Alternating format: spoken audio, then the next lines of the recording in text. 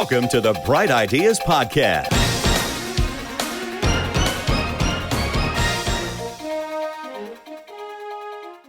And the last one is the BHAG. It's the big, hairy, audacious goal. And what Jim Collins talked about was it needs to be a 20 or 30 year push that from the outside world seems impossible, from the inside world seems plausible. And it has to be that kind of, it's non-measurable. So it can't be 1 million customers. It needs to be like Nike's BHAG back in the early 70s was to crush Adidas. Yep. Microsoft's BHAG in the early 80s was to put a computer on every desktop. And they later added to that and said, and in every household. What was really cool, though, is Microsoft never made computers. But their big, hairy, audacious goal was to have a computer on every desk because their operating system, DOS, and all of their software like Word and Excel would be on all those computers. Right? Boeing was to democratize air travel. My BHAG is to replace mission statements with vivid visions worldwide. So culture, the cult, starts with the alignment of those four things. Alignment with BHAG, alignment with core values, alignment with core purpose, and clarity of vision. Right? And then you can get into the four sides of your jigsaw puzzle, like people and strategic thinking and meetings and financials.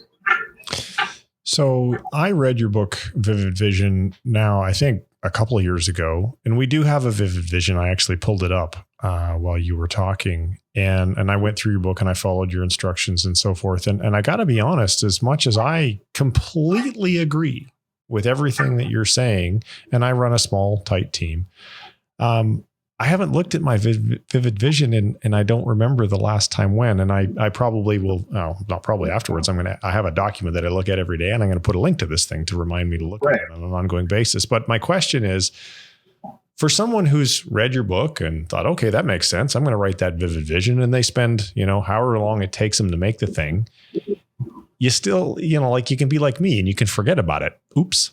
Well, because you didn't follow the rest of the book, because the rest of the book talks about how to roll it out and how to execute the vivid vision, right? It's how, so Thomas Edison, right? Thomas Edison said, vision without execution is hallucination. Yep. So you can't just, it's like a shovel doesn't dig a hole. You got to pick up the fucking shovel and dig the hole with the shovel. So here's the keys to executing a vivid vision.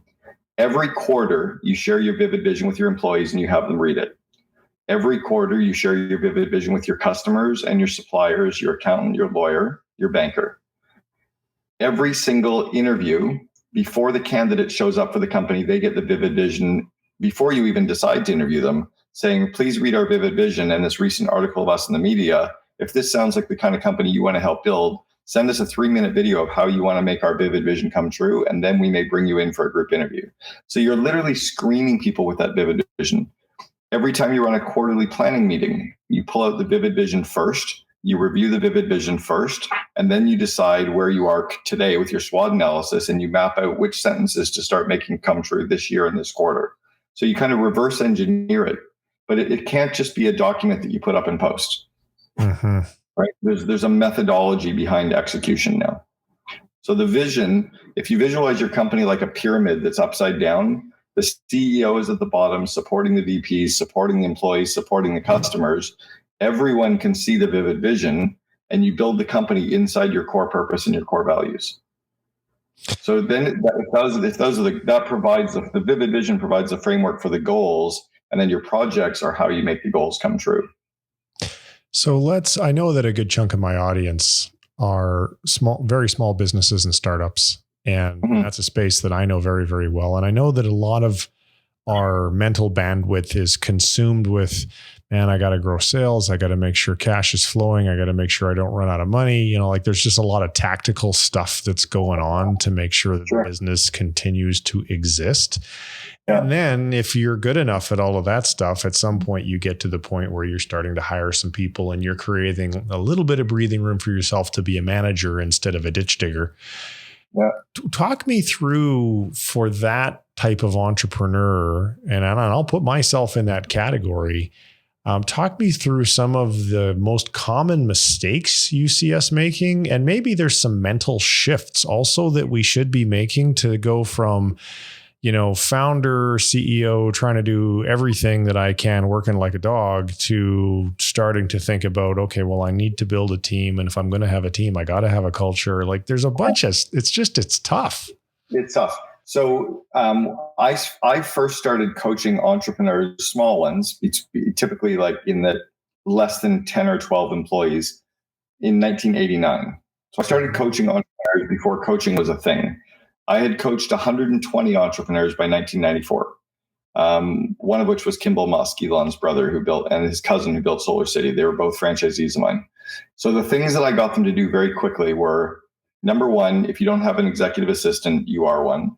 Yep. So try to get some of the EA stuff off your plate. So you're working on higher impact areas or areas that give you energy or areas that are worth more, right? So that's one. Secondly is obsess about revenue generating projects first. There's not a single problem that exists that a check can't solve.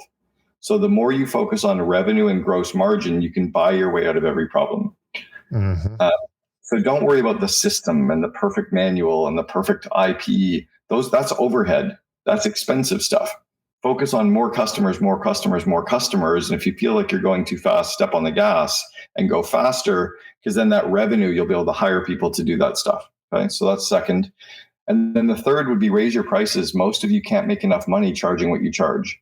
So charge more, market better, service your clients better, repeat, rinse and repeat. Man, I'm feeling like a genius. I've got an EA. I spend all of my time on revenue generating projects, and we're just rolling out new pricing for the software that's significantly higher than what we had before here this weekend. There you go. I'm hanging up. We'll see you later, man. That's what scales, right?